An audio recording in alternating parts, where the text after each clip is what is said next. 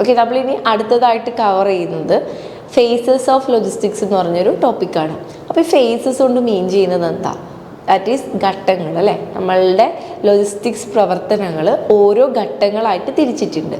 അപ്പോൾ അത് ഏറെക്കുറെ 3 ഘട്ടങ്ങളായിട്ടാണ് നമ്മൾ പറയുന്നത്. ഓക്കെ, അപ്പോൾ ഫേസസ് ഓഫ് ലോജിസ്റ്റിക്സ് എന്ന് പറയുമ്പോൾ ഫസ്റ്റ് വൺ നമ്മൾക്ക് we have the inbound logistics.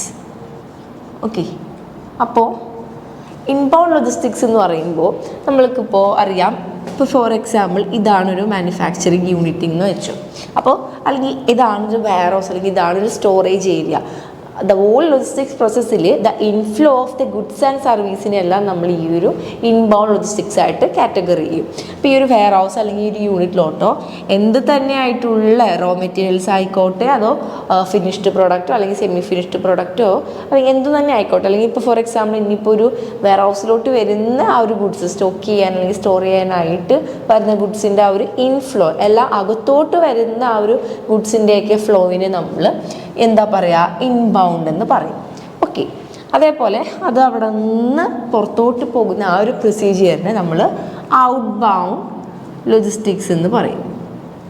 Okay, അപ്പോൾ ഇതാണ് second one, it is out bound logistics.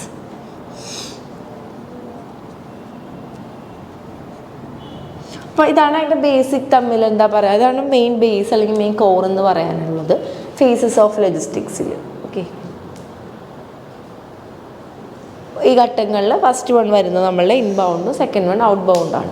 അപ്പോൾ ഇത് രണ്ട് കൂടാതെ നമുക്ക് മൂന്നാമതൊരു കാറ്റഗറി ഉണ്ട്. ഇപ്പം ഞാൻ മേലെ പറഞ്ഞ പോലെ എന്താ, നമുക്കൊരു യൂണിറ്റിനകത്തോട്ട് വരുന്ന മെറ്റീരിയൽസ് അല്ലെങ്കിൽ അതിൻ്റെ ഒരു പ്രൊക്യൂർമെൻറ്റും കാര്യങ്ങളൊക്കെ എല്ലാ പ്രോസസ്സും നമുക്ക് അറിയാമല്ലോ. അത് പ്രൊക്യൂർമെൻറ്റ് ഓഫ് റോ മെറ്റീരിയൽസ് തൊട്ടാണ് അൾട്ടിമേറ്റ്ലി എല്ലാ ഒരു ലോജിസ്റ്റിക്സ് പ്രവർത്തനങ്ങൾ അല്ലെങ്കിൽ എന്താ പറയുക, അല്ലെങ്കിൽ അതിലും ബോർഡറായിട്ടുള്ള നമ്മുടെ സപ്ലൈ ചെയിൻ പ്രവർത്തനങ്ങളൊക്കെ നമ്മൾ ആ ഒരു എന്താ പറയുക പ്രൊഡക്ഷൻ സ്റ്റാർട്ട് ചെയ്യുന്നത് തന്നെ റോ മെറ്റീരിയൽസൊക്കെ കളക്ട് ചെയ്തുകൊണ്ട് വരുന്നതോടുകൂടിയാണ്. അപ്പോൾ അത് first process it self that is inbound. ആ ഒരു ഘട്ടത്തിൽ തന്നെ നമ്മൾ ഇൻബൗണ്ട് എന്ന് തന്നെ നമുക്ക് മൊത്തത്തിൽ വിളിക്കാം. ഇനിയിപ്പോൾ ഞാൻ നേരത്തെ പറഞ്ഞൊരു വെയർ ഹൗസ് ആണെങ്കിൽ പോലും എന്താ, നമ്മൾക്ക് അതിൻ്റെ അകത്തോട്ട് വരുന്ന സ്റ്റോർ ചെയ്യാൻ വേണ്ടിയിട്ടോ അല്ലെങ്കിൽ ഇപ്പോൾ എക്സ്പോർട്ട് ചെയ്യാൻ വേണ്ടിയിട്ട് നമ്മൾ കുറച്ച് സ്റ്റോക്കിനെയൊക്കെ കൊണ്ടുവെക്കുമല്ലോ. അപ്പോൾ ഏറെക്കുറെ ആ ഒരു സെൻസിൽ നമുക്ക് അതിനെ ഇൻബൗണ്ട് ലോജിസ്റ്റിക്സ് എന്ന് പറയാം. ഇനി അത് കഴിഞ്ഞ് ഇപ്പോൾ ഒരു ഫിനിഷ്ഡ് പ്രൊഡക്റ്റ് ആയിക്കോട്ടെ അല്ലെങ്കിൽ സെമി ഫിനിഷ്ഡ് പ്രൊഡക്റ്റ് ആയിക്കോട്ടെ, നമുക്കറിയാം ഇപ്പോൾ എല്ലാ ഒരു പ്രൊഡക്ഷനും സെയിം യൂണിറ്റിൽ തന്നെ നടത്തണം എന്നില്ല. ഫോർ എക്സാമ്പിൾ ഇപ്പോൾ അസംബ്ലിംഗ് ഒക്കെ വേറെ ആയിരിക്കും. ഇപ്പോൾ നമ്മുടെ ഐഫോണിൻ്റെ കേസസ് ഒക്കെ എടുത്താൽ തന്നെ അറിയാം, അതിൻ്റെ എന്താ പറയുക ബേസിക് ഹോം കൺട്രി എന്ന് പറയുമ്പോൾ നമുക്ക് നമ്മളത് ക്രെഡിറ്റ് ചെയ്യുന്നത് USA ആണല്ലോ, അമേരിക്കയാണ്. പക്ഷേ എന്താ ഐഫോൺ ലൈക്ക് എല്ലാ പ്രോസസ്സും ഈ ഫോളോ അപ്സും കാര്യങ്ങളൊക്കെ വരുന്നത് കംപ്ലീറ്റ്ലി USA അല്ല. അതിൻ്റെ അസംബ്ലിങ്ങും കാര്യങ്ങളൊക്കെ ചൈന, then ഇന്ത്യ, ബാക്കി അങ്ങനെ ഉള്ള ഓരോരോ പ്ലേസസായിട്ടായിരിക്കും നമുക്ക് പോകുന്നത്. അപ്പോൾ അതുകൊണ്ട് തന്നെ നമുക്കറിയാം എന്താ, എല്ലാം കംപ്ലീറ്റ്ലി ഒരു യൂണിറ്റ് അല്ലെങ്കിൽ ഒരു പ്ലേസിൽ തന്നെയല്ല നടക്കുന്നത്. അപ്പോൾ ഒരു യൂണിറ്റിൽ നിന്ന് അടുത്ത യൂണിറ്റിലുള്ള ഒരു മൂവ്മെൻറ്റ് ഏറെക്കുറെ നമുക്ക് അതിനെ ഒരു ഔട്ട് ബൗണ്ട് ലോജിസ്റ്റിക്സിൻ്റെ കാറ്റഗറിയിൽ പെടുത്താം. ഇനി ഇത് രണ്ടും കഴിഞ്ഞ് വന്നതിന് ഒരു മൂന്നാമത്തെ ഫേസ് ഉണ്ട്, ദാറ്റ് ഈസ് റിവേഴ്സ് ലോജിസ്റ്റിക്സ്.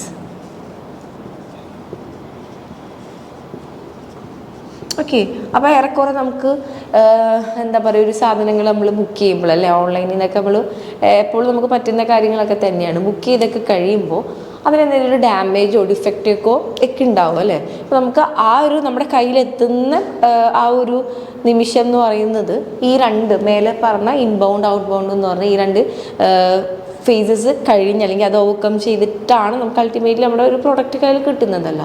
അപ്പോൾ അത് രണ്ടും കഴിഞ്ഞ് വന്നിട്ട് നമ്മൾ എഗെയിൻ നമ്മുടെ കയ്യിലെ പ്രൊഡക്റ്റ് കിട്ടി, ബട്ട് നമ്മൾ ഫുള്ളി സാറ്റിസ്ഫൈഡ് അല്ല, അതിൻ്റെ കൺസംഷൻ വാല്യൂ നമ്മൾക്ക് അത്ര സാറ്റിസ്ഫാക്ടറി ലെവൽ തരുന്നില്ല, എന്തെങ്കിലും ഡാമേജോ ഡിഫക്റ്റോ അല്ലെങ്കിൽ എന്തെങ്കിലും പാക്കേജിങ്ങിൻ്റെ ഇഷ്യൂ ഒക്കെ വരുമ്പോൾ നമ്മൾ റിട്ടേൺ ചെയ്യില്ലേ.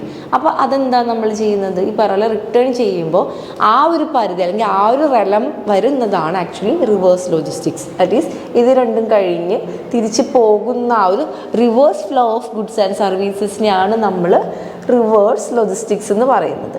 അതിപ്പോൾ ഈ പറഞ്ഞ പോലെ പല കാരണങ്ങൾ കൊണ്ടാകാം.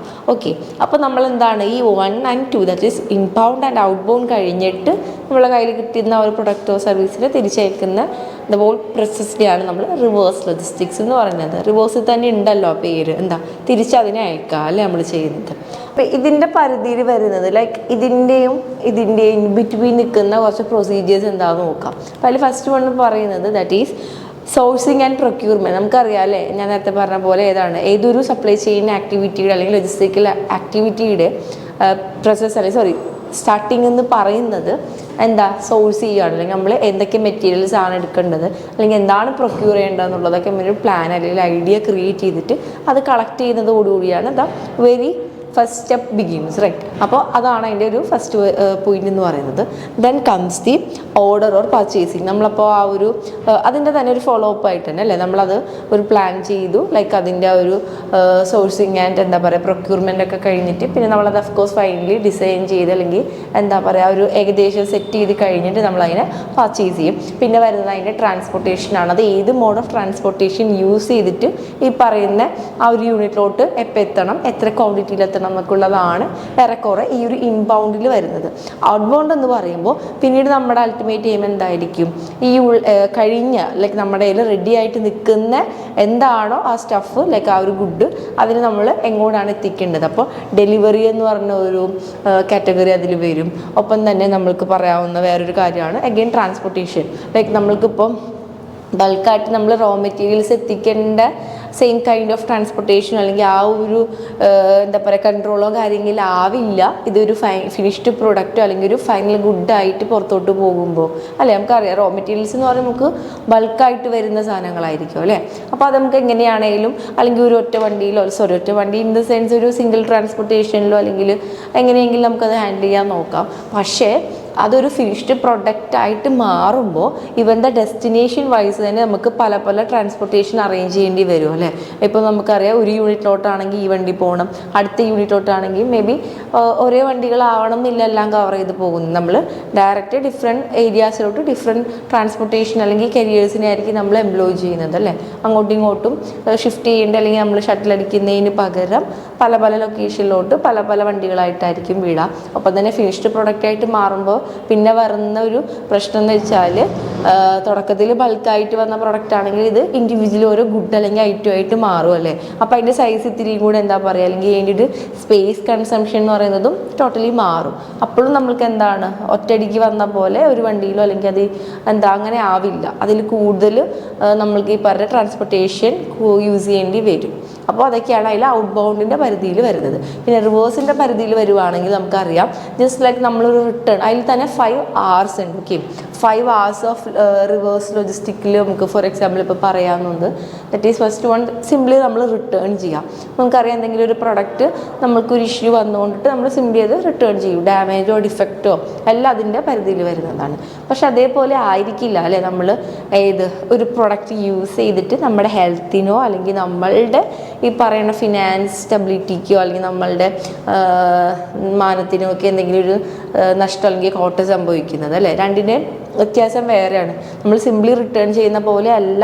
എന്തെങ്കിലും ഫോർ എക്സാമ്പിൾ ഒരു ഫുഡ് പ്രൊഡക്റ്റ് കഴിച്ചു, നമ്മൾക്ക് ദേഹാസ്വാസ്ഥ്യം വന്നു അല്ലെങ്കിൽ ഒരു ഫുഡ് പോയിസണൊക്കെ അടിച്ചു കഴിയുമ്പോൾ ഉള്ളത് സിംപ്ലി എന്താ പറയുക, അത് നമ്മുടെ ആ ഒരു സർവീസിൻ്റെ അത്രയും പുവർ ക്വാളിറ്റി കൊണ്ടിട്ടൊക്കെ ആയിരിക്കും അല്ലേ. അല്ലെങ്കിൽ ഒരു പ്രൊഡക്റ്റ് കഴിച്ചിട്ട് അല്ലെങ്കിൽ കൺസ്യൂം ചെയ്തിട്ട് നിങ്ങൾക്കൊരു അലർജിയൊക്കെ വരുമ്പോൾ അവിടെ ഇഷ്യൂ ഏറിയാണ് അല്ലെങ്കിൽ അതിൻ്റെ തീവ്രത അല്ലെങ്കിൽ ഡെൻസിറ്റി എന്ന് പറയുന്നത് ഇത്തിരി കൂടുതലാണ്. അപ്പോൾ റിട്ടേൺ പറയാം.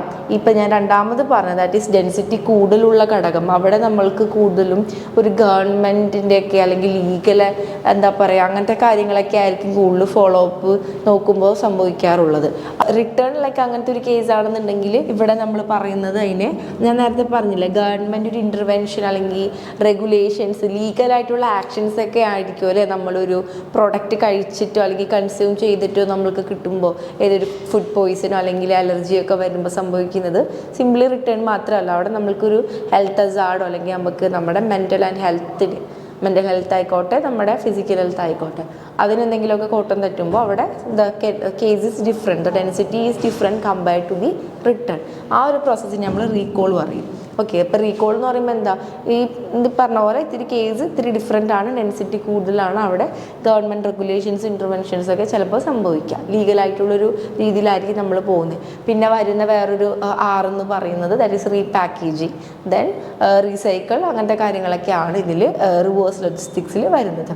പിന്നെ നട്ട്ഷൽ ഇതാണ് ഫേസസ് ഓഫ് ലോജിസ്റ്റിക്സ്. ഓക്കെ.